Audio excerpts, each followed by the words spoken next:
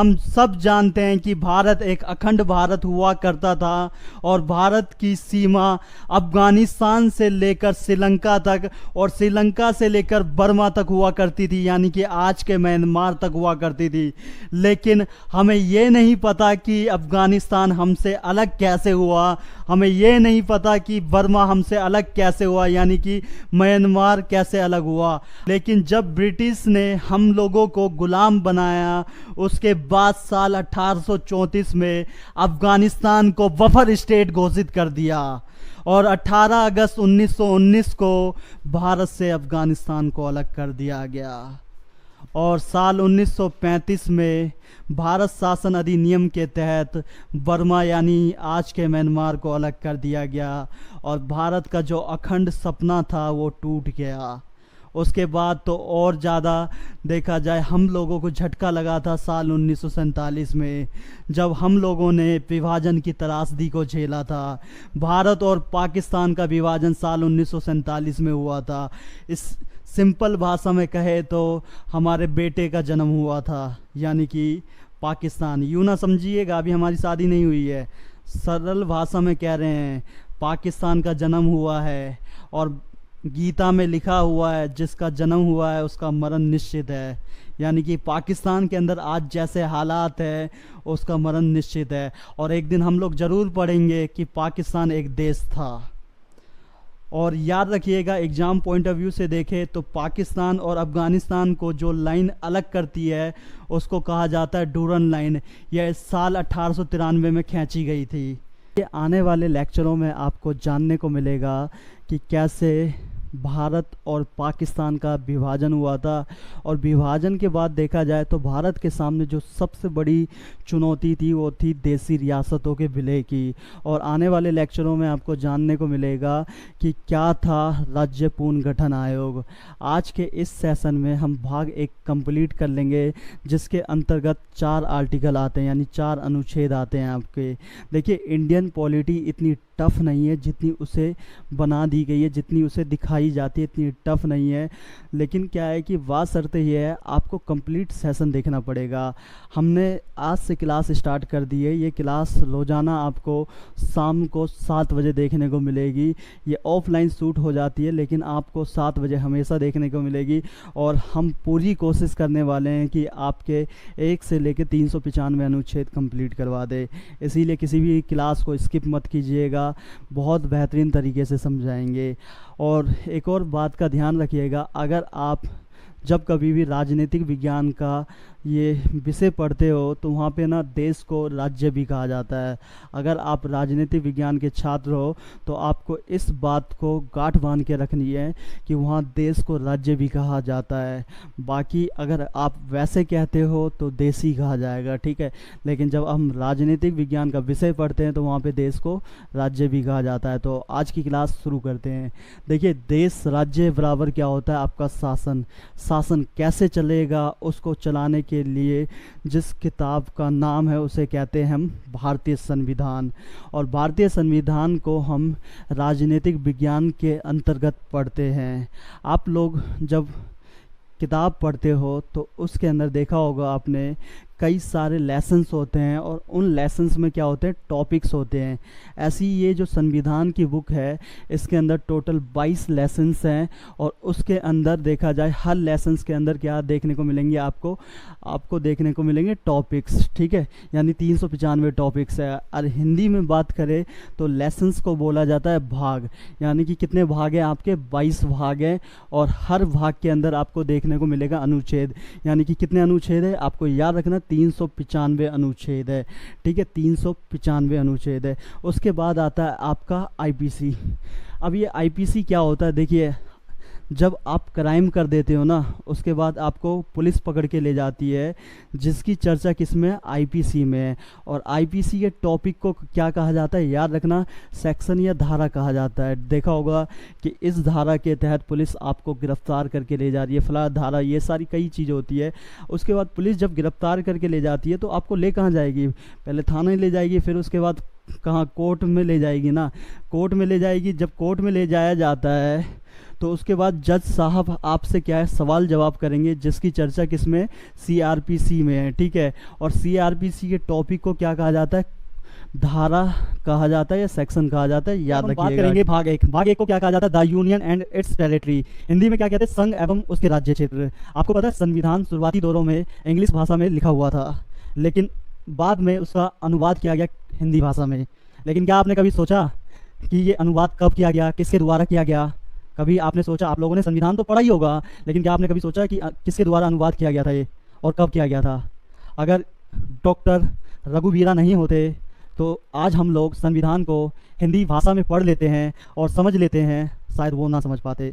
भले ही क्या है कि 1950 में इसका अनुवाद किया गया था, भले ही 1950 से 60 में कर दिया जाता, 70 में कर दिया जाता, लेकिन ऐसी रूपरेखा तैयार करना इम्पॉसिबल था। जिस तरीके से उन्होंने अंग्रेजी का हिंदी में अनुवाद किया है, शायद कोई और दूसरा ना कर सकता। इस कहानी की शुरुआत होती है साल 1950 में, जब डॉक्टर राजेंद्र प्रसाद निर्वाचन सदन के अध्यक्ष होते हैं और उनकी ही अध्यक्षता में इंग्लिश से हिंदी में अनुवाद किया गया था। उस टाइम पे अनुवादक होते हैं डॉक्टर रघुवीरा, जो आज कहीं ना कहीं देखा जाए तो इतिहास के पन्नों में खो से गए हैं। जो सम्मान डॉक्टर राजेंद्र प्रसाद को मिला था, वो सम्मान डॉक्टर रघुवीरा को भी मिलना चाहिए था। अगर वो इंसान नहीं होता तो शायद आपको आज हिंदी भाषा में संविधान पढ़ने को नहीं मिलता। उन्हीं की देन है जो आज हम लोग संविधान हिंदी भाषा में पढ़ रहे हैं। भले ही 50 से 60 के दशक में अनुवाद हो जाता, लेकिन इतना बेहतरीन अनुवाद नहीं होता। आपके क्या विचार है, कमेंट करके जरूर बताइएगा। अब बात करते हैं भाग 1 का, आर्टिकल 1 के बारे में। देखिए, संघ एवं उसके राज्य क्षेत्र की बात करता है। भारत की सीमा आप लोगों को पता है कहाँ तक फैली हुई है, क्षेत्रफल पता होगा। तो भाई यहाँ पे क्या है, पूरे भारत के अंदर किसका नियम कानून चलेगा, संघ का चलेगा, ठीक है। इसको समझने के लिए आपको 3 चीज़ें समझनी पड़ेगी। ये 3 चीज़ें आपने समझ लिया तो आपको यहाँ पे ये सब लिखा है ना, भारत राज्यों का संघ है, यानी क्या है, यूनियन है, क्या यूनियन, ये समझ आ जाएगा। 3 चीज़ समझनी है आपको। सबसे पहले समझिएगा, देखिए कई सारे स्टेट होते हैं जो क्या करते हैं, पहले बात करते हैं किसकी, कॉन्फेडरल की। कॉन्फेडरल जो कई सारे जो स्टेट होते हैं वो क्या करते हैं, थोड़ी थोड़ी पावर देके, यानी कि 5% पावर देके, 10% पावर देके क्या बनाते हैं, वो यूनियन बनाते हैं। क्या बनाते हैं, यूनियन, ठीक है।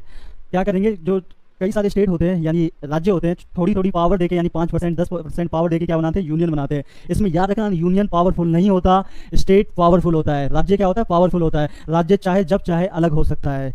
जैसे आपका 12 अप्रैल 1860 में सिविल वॉर हुआ था अमेरिका में, उसके बाद जो राज्य अलग हुए थे उन्होंने बना लिया था क्या, कॉन्फेडरल, यानी कि कॉन्फेडरेशन ऑफ अमेरिका। दूसरा होता है आपका, ये समझ आ गया होगा आपको, दूसरा होता है आपका फेडरल। फेडरल इसमें क्या करते हैं कि कई सारे स्टेट होते हैं जो अपनी कुछ % शक्ति दे देते हैं और बना देते हैं क्या, यूनियन।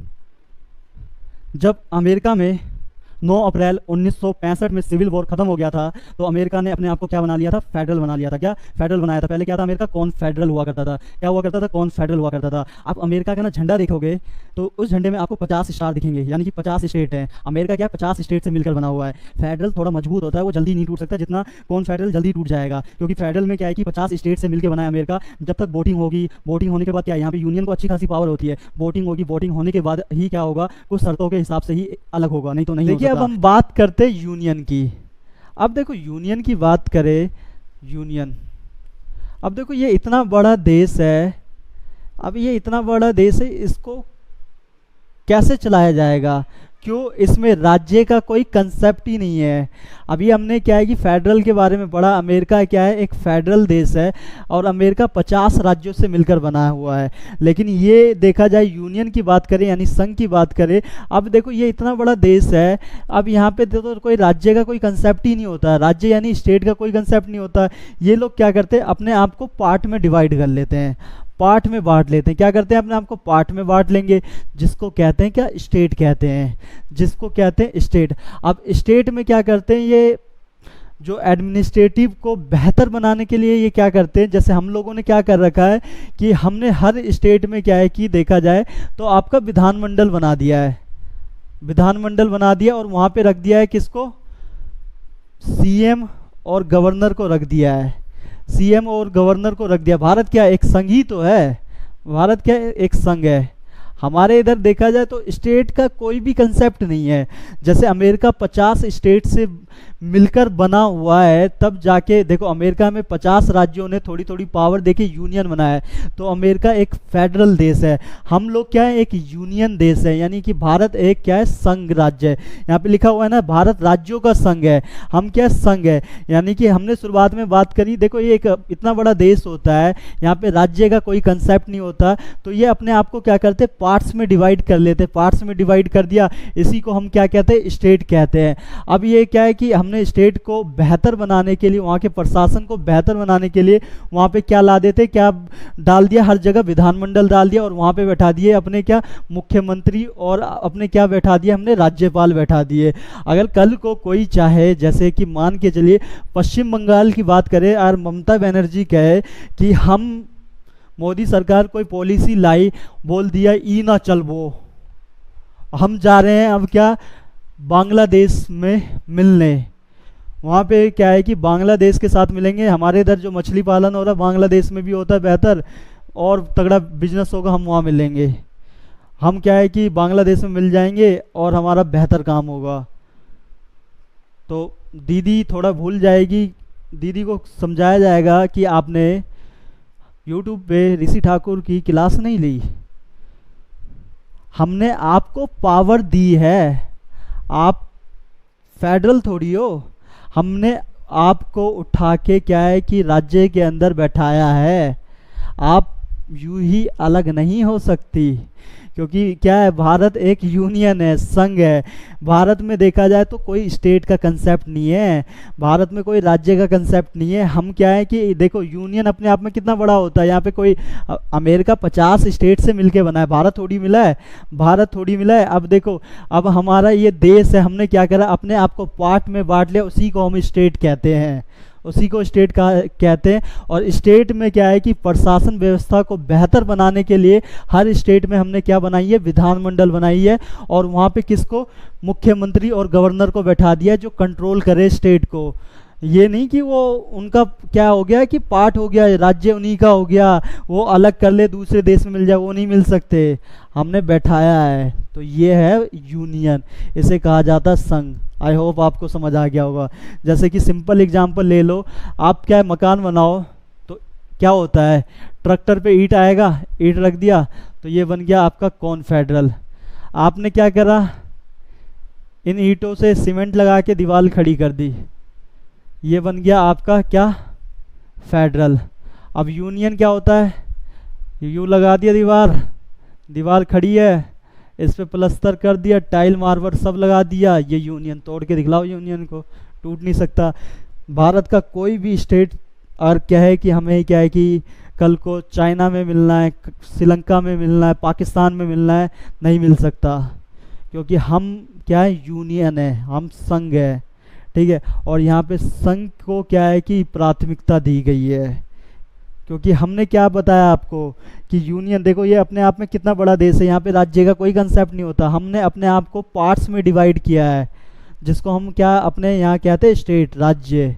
अब राज्य कहते हैं इन लोगों को, हमने क्या है कि भाई अब राज्य के अंदर क्या है प्रशासन व्यवस्था बेहतर बनाने के लिए हम हर स्टेट में हमने क्या किया है विधानमंडल बना दिया, और वहाँ पे क्या बैठा दिया हमने मुख्यमंत्री और राज्यपाल, जो प्रशासन को सही से देख रेख करे, प्रशासन व्यवस्था संभाले, तो उन्हें बैठाया गया है, उन्हें कंट्रोल किया जा रहा है। तो वो चाह के भी क्या है कि किसी और देश में नहीं मिल सकते। आई होप समझ आ गया होगा। तो देखिए आर्टिकल 1 क्या कहता है, भारत राज्यों का संघ है, यूनियन है। देखो अगर आप एग्जाम देते हो गवर्नमेंट जॉब का, तो वहाँ पे याद रखना आपको संघ दिखेगा, लेकिन इंग्लिश वाले में जाके पढ़ना कि यूनियन ऑप्शन में दिया होगा, फेडरल भी होगा, कॉन्फेडरल भी होगा, तो कंफ्यूज मत होना, ठीक है। फिर इसके अंदर देखो ए में कहा गया है, अनुच्छेद फर्स्ट के ए में क्या कहा गया है कि भारत राज्यों का संघ है। राज्यों के बारे में अगर आपको जानना है, आपकी रुचि है कि भाई मुझे बिहार के बारे में जानना है, उत्तराखंड के बारे में जानना है, या उत्तर प्रदेश के बारे में जानना है, या किसी के भी बारे में जानना है आपको, तो कहाँ पे जाके पढ़ो, राज्यों को पहली अनुसूची में राज्यों का जिक्र किया गया, वहाँ पे जाके आप पढ़ सकते हो, ठीक है। और यहाँ पे देखो 3 प्रकार के क्षेत्र की चर्चा की गई है। अब ये 3 प्रकार के क्षेत्र कौन कौन से, जिसमें आपका स्टेट है, वर्तमान समय में कितने स्टेट है, 28 स्टेट है, यूटी कितने हैं, 8 है यानी केंद्र शासित प्रदेश, और अर्जित भूमि कितने, गोलगप्पा है यानी 0 है, ठीक है।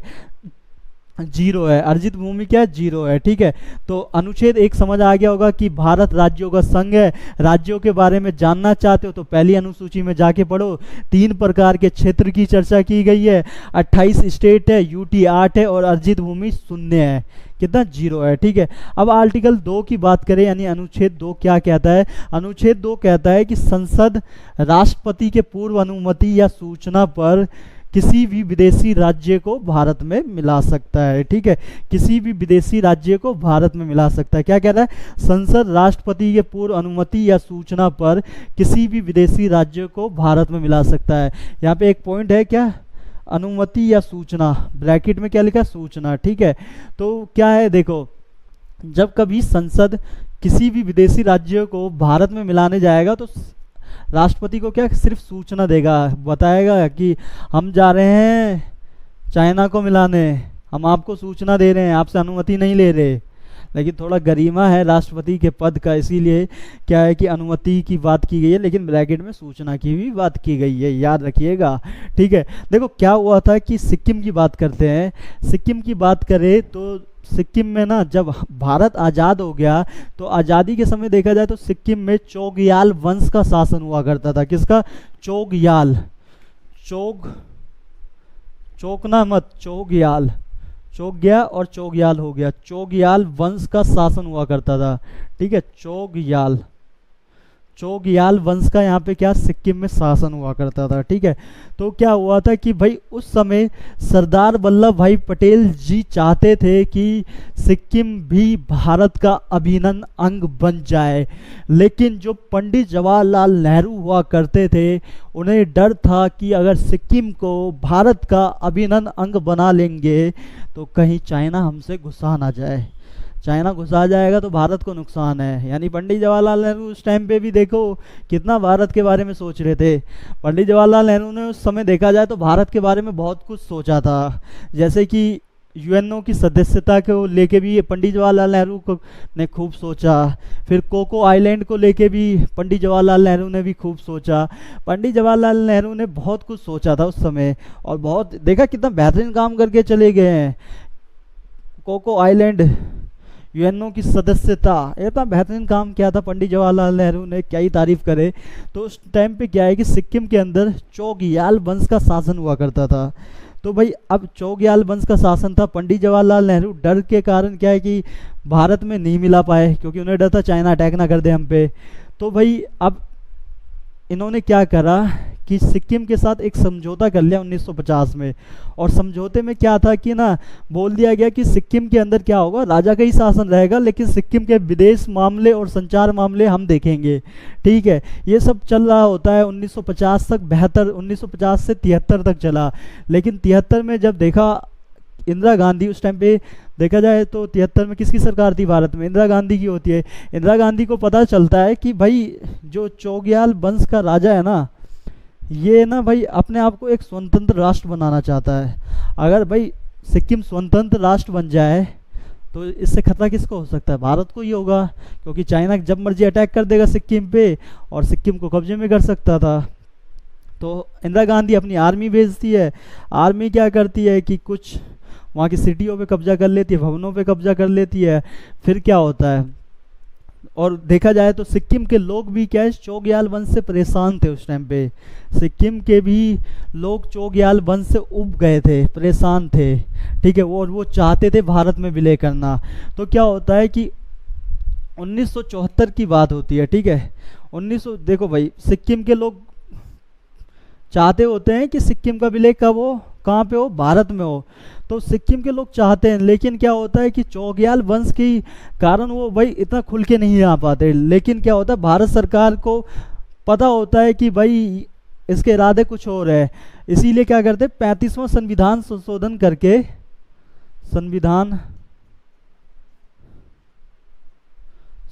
करके सिक्किम को क्या सह राज्य बनाया जाता है। सह राज्य 2 का के तहत, 2 के का के तहत सह राज्य बना लिया जाता है। अब चाह के भी क्या होगा, जब सिक्किम सह राज्य बन जाता है, जब इंदिरा गांधी को पता होता है कि एक स्वतंत्र राष्ट्र बनाना चाहता है, तो हम क्या करते हैं, सह राज्य बना लेते हैं। अब चाह के भी क्या है, सिक्किम एक स्वतंत्र राष्ट्र नहीं बन सकता, अब वो हमारे कंट्रोल में आ चुका है। पहले क्या है कि विदेशी मामले और संचार मामले थे, लेकिन अब हमारी आर्मी वहाँ पे जाके डोमिनेट कर रही है, तो पूरी तरीके से क्या होता है, सिक्किम हमारे कंट्रोल में आ चुका होता है। ठीक है, 35वां संविधान संशोधन करके, याद रखना, 35वां संविधान संशोधन करके, 35वां संविधान संशोधन करके 1976 में, ठीक है, 1975, सॉरी 1974 था वो, 1975 में 35, सॉरी यहाँ पे आएगा 36वां, ठीक है, 36वां संविधान संशोधन करके 1975 में क्या है, सिक्किम को भारत का क्या है, 22वां राज्य बनाया जाता है, 22वां, ठीक है, याद रखना, 22वां राज्य बनाया जाता है, याद रखना। ठीक है, तो उस टाइम पे हमारी अर्जित भूमि क्या थी, सिक्किम हुआ करती थी, आज वर्तमान समय में कुछ नहीं है। ठीक है, संसद राष्ट्रपति के पूर्व अनुमति या सूचना पर किसी भी विदेशी राज्य को क्या है कि भाई किस में मिला सकता है, भारत में मिला सकता है। ठीक है, तो कहानी समझ आ गई होगी कैसे सिक्किम भारत का पार्ट बना। 35वां संविधान संशोधन करके हमने सिक्किम को सह राज्य बनाया, टू का के तहत। ठीक है, उसके बाद भाई वहाँ पे हमने क्या, जब सह राज्य बना दिया, डोमिनेट कर लिया। देखो सिक्किम के लोगों को लगना नहीं चाहिए था कि हम क्या है कि सिक्किम में तानाशाही कर रहे हैं। हमने क्या है, सिक्किम के लोगों से पूछा, बात की, वोटिंग करवाई, तो भाई शुरुआत में हमने क्या है कि आर्मी भेज दी कि सिक्किम को कंट्रोल कर सके, नहीं तो कल को स्वतंत्र राष्ट्र बना देगा तो चाइना उस पर अटैक करके क्या है कि खतरा हमें हो सकता था। इसलिए कि हमने आर्मी भेज के क्या है, सिक्किम को क्या है कि बस कंट्रोल किया था उस समय। ठीक है, लेकिन जब हमने साल 1974 में ही क्या है कि हमने वोटिंग करवाई तो 97% लोग क्या चाहते थे, भारत का हिस्सा बनना चाहते थे। फिर क्या था, 36वां संविधान संशोधन करके 1975 में हमने सिक्किम को भारत का 22वां राज्य बना दिया। ठीक है, तो ये आर्टिकल याद रखना। आर्टिकल 2 क्या कहता है, संसद राष्ट्रपति के पूर्व अनुमति या सूचना पर किसी भी विदेशी राज्य को भारत में मिला सकता है। कल को हम चाइना और पाकिस्तान को भी तो मिलाएंगे। ठीक है, तो अब ये 2 समझ आ गया। अब देखो तीसरा आर्टिकल क्या कहता है कि संसद राष्ट्रपति के पूर्व अनुमति या सूचना पर भारत के किसी भी राज्य का नाम, सीमा, क्षेत्र में परिवर्तन कर सकता है। ठीक है, कर सकती है। संसद राष्ट्रपति के पूर्व अनुमति से भारत के किसी भी राज्य का नाम, सीमा, क्षेत्र में क्या कर सकती है, परिवर्तन कर सकती है, याद रखना। ठीक है, अब देखो भाई आपको पता होगा कि क्या क्या चीज़ें हुई है। 3 डेट याद रखिएगा, 1 नवंबर 2000, 9 नवंबर 2000 और 15 नवंबर 2000। 15 नवंबर को क्या हुआ था, बिहार से झारखंड को अलग कर दिया गया। ठीक है, यानी सीमा क्षेत्र में परिवर्तन कर सकती है, राज्य का नाम, सीमा बदल दिया, तो बिहार से झारखंड को अलग कर दिया गया। 9 नवंबर 2000 को क्या करा गया, उत्तर प्रदेश से उत्तराखंड को अलग कर दिया गया। किसको, उत्तर प्रदेश से। और 1 नवंबर को क्या किया गया, मध्य प्रदेश से किसको अलग कर दिया गया, छत्तीसगढ़ को अलग कर दिया गया। ठीक है, 1 नवंबर 2000 को क्या किया गया, मध्य प्रदेश से छत्तीसगढ़ को अलग कर दिया गया, याद रखिएगा। तो इसको याद रखिएगा। ठीक है, 1 नवंबर 2000 को क्या करा है कि भाई मध्य प्रदेश से छत्तीसगढ़ को अलग कर दिया गया। 9 नवंबर को क्या है कि उत्तर प्रदेश से उत्तराखंड यानी उत्तरांचल को अलग कर दिया गया। और 15 नवंबर को बिहार से झारखंड को अलग कर दिया गया। तो याद रखना, ये 3 बातें याद रखना। आर्टिकल 3 क्या कहता है, संसद राष्ट्रपति के पूर्व अनुमति या सूचना पर भारत के किसी भी राज्य का नाम, सीमा, क्षेत्र में परिवर्तन कर सकता है। तो आपको बता दिया 1 नवंबर 2000 को लिख लीजिएगा। 1 नवंबर 2000 को क्या है कि मध्य प्रदेश से छत्तीसगढ़ को अलग कर दिया गया। 9 नवंबर 2000 को क्या है कि आपका उत्तर प्रदेश से उत्तराखंड को अलग कर दिया गया। और 15 नवंबर 2000 को बिहार से झारखंड को अलग कर दिया गया। ठीक है, अब देखो आर्टिकल 4 क्या कहता है? आर्टिकल 4 की बात करें तो अनुच्छेद 2 और 3 के संशोधन को 368 के बाहर रखा गया है। राष्ट्रपति के हस्ताक्षर की जरूरत नहीं है, 50% बहुमत मिल जाएगा और राष्ट्रपति बाध्य सिग्नेचर के लिए। जैसी आप क्या है कि 2 और 3 की बात की गई है, जैसे आप किसी विदेशी राज्य को मिलाते हो या फिर उसका नाम सीमा क्षेत्र में परिवर्तन करते हो, तो जाहिर सी बात है अनुसूची 1 और 4 भी आपको क्या है परिवर्तन करना पड़ेगा। अनुसूची 1 में क्या है, राज्यों को पहली अनुसूची में डाला गया है। अब भाई राज्य की बात करें, अब बिहार से झारखंड को अलग किया होगा तो कब किया था? 15 नवंबर 2000 को अलग किया था। तो बिहार का भाई पहले जो किलोमीटर था, कितने किलोमीटर में फैला हुआ था, और आज के टाइम में देखा जाए तो जमीन आसमान का फर्क हो जाएगा। तो भाई अनुसूची 1 में भी बदलाव करना पड़ेगा। 4 में भाई जो सांसद आते हैं, जितने भी आते हैं ये लोग, इनके वेतन की चर्चा की गई है, तो उसमें भी बदलाव करना पड़ेगा आपको, ठीक है। और देखो अनुच्छेद 2 और 3 के संशोधन को 368 के बाहर रखा गया है। राष्ट्रपति के हस्ताक्षर की जरूरत नहीं है, हस्ताक्षर की जरूरत नहीं है, क्योंकि भाई देखो अर्जित भूमि की बात की गई है, कल को हमें चाइना को कब्जे में करना है। अब राष्ट्रपति से हम परमिशन लेने गए कि भाई हम जा रहे हैं, परमिशन दे दीजिए, हमें चाइना को क्या है कि भाई कंट्रोल में कर लेना है और अपने देश में मिलाना है, तो क्या होगा? अब भाई अनुमति मांगने जाएंगे, जब तक तो चाइना अपनी आर्मी लेके घुस जाएगी।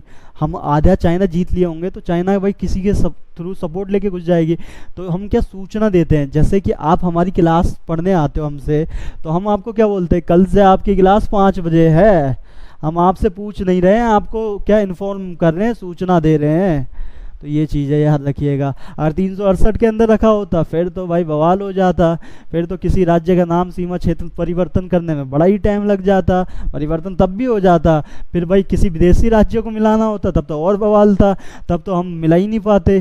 तो ये चीज़ संविधान निर्माताओं को पता थी, उन्हें साफ पता है कि भाई 1947 में भारत पाकिस्तान का विभाजन हो गया, फिर उसके बाद अफगानिस्तान अलग हो गया, म्यांमार अलग हो गया, हालात वैसे थे। उनको साफ पता था कि भाई ये आर्टिकल एक दिन काम जरूर आएगा, और 368 के अंदर रखते तो बवाल हो जाता। लेकिन ये इन्हें साफ पता था कि एक दिन बहुत काम आना है, क्योंकि एक दिन भारत अग्रसर होगा अखंड भारत बनने की ओर। तो उनको भी पता था, संविधान निर्माताओं को भी पता था, भारत एक दिन जरूर अखंड भारत बनेगा। उन लोगों ने भी कभी सपना देखा होगा अखंड भारत की, लेकिन हम लोग कर सकते हैं अखंड भारत को कंप्लीट।